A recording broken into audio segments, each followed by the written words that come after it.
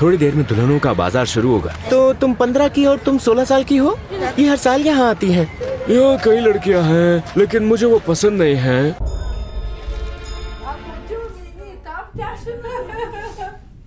ये बुल्गारिया के रोमा लोग हैं। हम बुल्गारिया में दुल्हनों के बाजार में पहुंचे, जहां हर साल लड़कियां बेचे जाने के लिए इकट्ठा होती हैं। इनकी कीमतें परिवार द्वारा तय की जाती हैं। हालांकि क्या आप जानते हैं कि रोमा लोग कौन हैं? रोमा एक जिप्सी समुदाय है। दुनिया भर में इनकी संख्या करीब 8 मिलियन है। वो खाना बदोश है और उनका कहना है कि उनका मूल उत्तर भारतीय है। वो सैकड़ों साल पहले राजस्थान से रोमानिया और बल्गेरिया जैसे पूर्वी यूरोपीय देशों में आए थे और वो अधिकांश यूरोपीय देशों में बसे हैं। वो उन्हें रोमा लोग कहते हैं। उनमें से कुछ मध्य पूर्व में भी है। इनमें नवार और अन्य रोमा समूह शामिल है। मध्य पूर्व में उनकी प्रतिष्ठा बहुत खराब है और वहाँ उनका काफी शोषण हुआ है। कोई भी उनके साथ मेलजोल नहीं रखता क्योंकि वो समुदाय में शामिल नहीं होते। लोग उनसे दूरी बनाए रखते हैं। उनकी परंपराएं और मानक उन समुदायों से नहीं मिलते जिनमें वो शामिल होते हैं। आज हम बुल्गारिया की राजधानी सोफिया पहुंचे हैं। ये संयुक्त राष्ट्र में है, लेकिन पहले ये सोवियत संघ का हिस्सा हुआ करता था और अब यहाँ समय रुका हुआ लगता है। इसकी इमारतें, सड़कें और रेलगाड़ियाँ देखकर ऐसा लगता है जैसे ये अभी भी सोवियत संघ का हिस्सा है। ये बहुत छोटा है और ये एक छोटे मॉस्को जैसा दिखता है। आज हम वहाँ रोमा लोगों से परिचित होने आए हैं।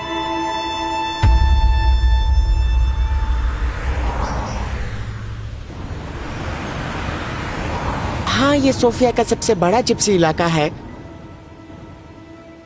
जिप्सी समुदाय में वाकई कुछ अच्छे लोग हैं, लेकिन उनमें से ज्यादातर अपनी ऐसी छाप छोड़ते हैं। आप ऐसा इलाका देख रहे हैं क्योंकि वो बिना इजाजत के घर बनाने की कोशिश करते हैं। वो जमीन ढूंढते हैं और वहाँ नए समुदाय में एक घर बनाना शुरू कर देते हैं। वो बल्गेरियाई लोगों को पसंद नहीं करते और बल्गेरियाई भी उनसे नफरत करते हैं। वो पानी या किसी भी दूसरी चीज का बिल नहीं चुकाते। नागरिकता होने के बावजूद वो बल्गेरियाई लोगों को पसंद नहीं करते। अभी भी आप देख सकते हैं ये उनका इलाका है और वो सब कुछ जमीन पर फेंक देते हैं। उन्हें इसकी परवाह नहीं है कि वो कूड़ा कहाँ फेंकते हैं। वो काम पर नहीं जाते और कोई भी उन्हें काम पर रखना नहीं चाहता क्योंकि वो काम नहीं करते। उनके पास बल्गेरियाई आईडी है और वोट देने का अधिकार भी है। वो चुनाव में वोट बेचने के लिए इसका इस्तेमाल करते हैं। आपको उन्हें जिप्सी कहने की जरूरत नहीं है। जिप्सी के लिए बुल्गारियाई शब्द सिगनी है। वो खुद को रोमी कहना पसंद करते हैं।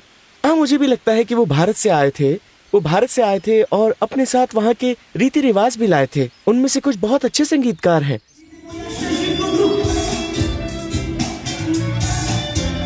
जब बल्गेरिया संयुक्त राष्ट्र में शामिल हुआ तो उन्होंने सीमाएं खोल दी। सभी रोमा वहाँ आए और पूरे यूरोप में बिखर गए।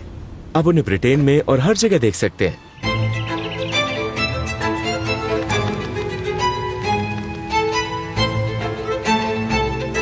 इसलिए हमने सोफिया से स्टारा ज़गोरा तक 2 घंटे की ड्राइव करने का फैसला किया, जो तुर्की की सीमाओं से 2 घंटे की दूरी पर है। क्योंकि कल मेरा इवेंट है।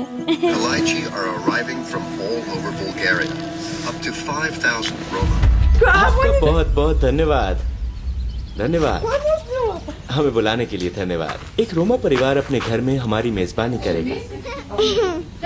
बड़े दिन के लिए तैयारियां शुरू हो गई हैं। उसके बाद सब कुछ है। उसने कपड़े पहने हैं, वो तैयार है, लेकिन सबसे महत्वपूर्ण बात शादी के लिए दूल्हा ढूंढना है। कीमत उस लड़के पर निर्भर करती है जो दुल्हन खरीदने की कोशिश कर रहा है। हाँ, और ये इस बात पर कि लड़की को लड़का पसंद है या नहीं। वो आप नीचे जा सकते हैं। 10-20 हजार। 20,000? हाँ, 10 से 20 हजार। एक ही हाँ, कलाची। हम किसी हाल में नहीं स्वीकारते। हाँ, उसकी एक और बहन है। वो पहले से ही शादीशुदा है। ये उसकी बहन है जो बाजार में बेची गई थी। शादी के बाजार से सभी लोग उसके और उसकी माँ के साथ जा रहे हैं और हर कोई इस इवेंट की तैयारी के लिए दुल्हन के बाजार में जा रहा है। ये लगभग किसी असल जिंदगी के सोशल मीडिया जैसा लग रहा है। यहाँ लड़के लड़कियाँ एक दूसरे से मिलते हैं और शादी करते हैं। वो दूसरों से उनकी कीमत पूछते हैं।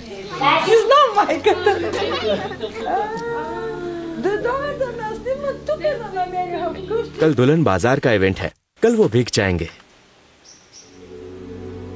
उन्हें घूमना और यात्रा करना पसंद है और वो निजी रहते हैं। आप उनके कुछ घरों में जा सकते हैं। उनमें से कुछ लोग काफी अच्छे हैं। रोमा की प्रतिष्ठा खराब है।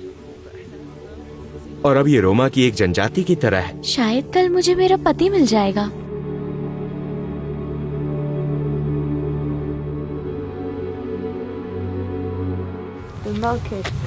उसने कहा कि वो आज तुम्हें बेचने जा रही हैं ताकि उसे ढेर सारा पैसा मिल सके।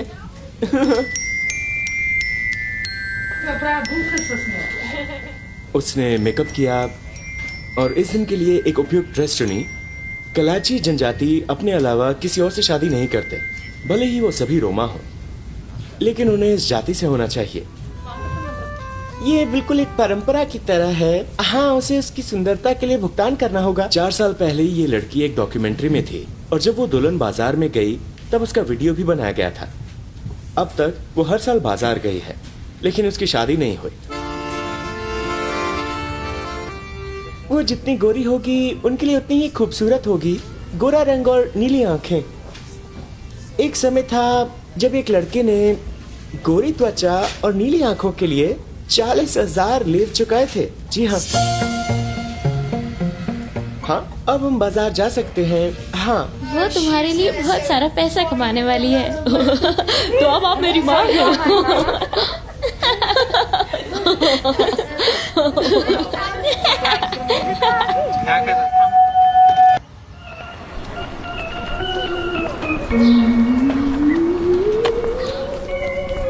वो आ रहे हैं, वो यहाँ इकट्ठा होने लगे हैं। उनकी संख्या लगातार बढ़ रही है और यहाँ केवल लड़कियां ही नहीं बल्कि लड़के भी सोना पहनते हैं। अंगूठियां, चेन, महंगा सोना पहनना उनके धनवान होने और लड़कियों को आकर्षित करने का संकेत है। थोड़ी देर में दुल्हनों का बाजार शुरू होगा।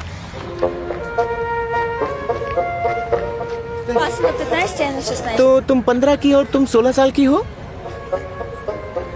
ये हर साल यहाँ आती हैं।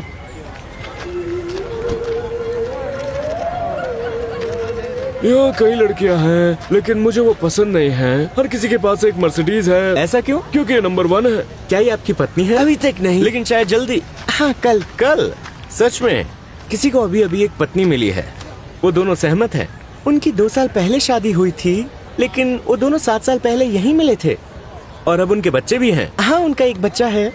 आप बुल्गारियाई हैं, लेकिन हाँ, आप उनमें से नहीं हैं। मैं जिप्सियों में से नहीं हूँ, इसलिए मैं यहाँ शादी नहीं कर सकता। मुझे यहाँ पत्नी नहीं मिल सकती।